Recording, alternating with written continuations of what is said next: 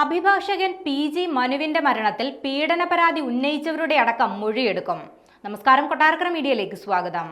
കൊല്ലത്തെ വാടക വീട്ടിൽ ഹൈക്കോടതി അഭിഭാഷകൻ പി.ജി. മനു തൂങ്ങി മരിച്ച സംഭവത്തിൽ പോലീസ് അന്വേഷണം പുരോഗമിക്കുകയാണ്. പോസ്റ്റ്മോർട്ടത്തിൽ ആത്മഹത്യയാണെന്ന് സ്ഥിരീകരിച്ചെങ്കിലും മരണത്തിലേക്ക് നയിച്ച കാരണം കണ്ടെത്താൻ കഴിഞ്ഞിട്ടില്ല. പി.ജി. മനുവിനെതിരായ ലൈംഗിക പീഡന ആരോപണവുമായി ബന്ധപ്പെട്ട് പ്രതികരിച്ച വീഡിയോയും തുടർ സംഭവങ്ങളുമാണ് ആത്മഹത്യയ്ക്ക് കാരണമെന്ന് സംശയമുണ്ട്. വീഡിയോ കൊല്ലം വെസ്റ്റ് പോലീസ് വിശദമായി പരിശോധിക്കും.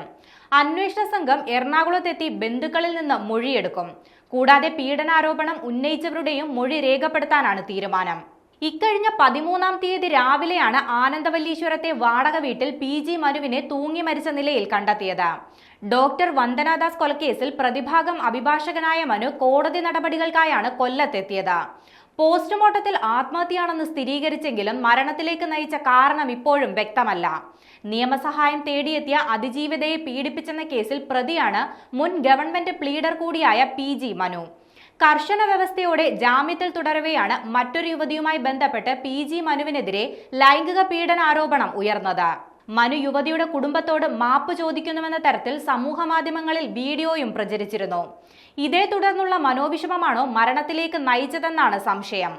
വീഡിയോ കൊല്ലം വെസ്റ്റ് പോലീസ് വിശദമായി പരിശോധിക്കുമെന്ന് വ്യക്തമാക്കി.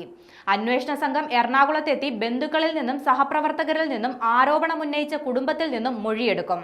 അഡ്വക്കേറ്റ് ബി.എ. ആളൂരിന്റെ അഭിഭാഷക സംഘത്തിൽ പ്രവർത്തിച്ചു വരുന്നതിനിടെയാണ് പി.ജി. മനുവിന്റെ മരണം.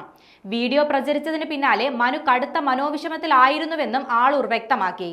ദൃശ്യം ചിത്രീകരിച്ചവർക്കും പ്രചരിപ്പിച്ചവർക്കുമെതിരെ നിയമ നടപടി സ്വീകരിക്കുമെന്നും ആളൂർ മാധ്യമങ്ങളോട് വ്യക്തമാക്കിയിട്ടുണ്ട്.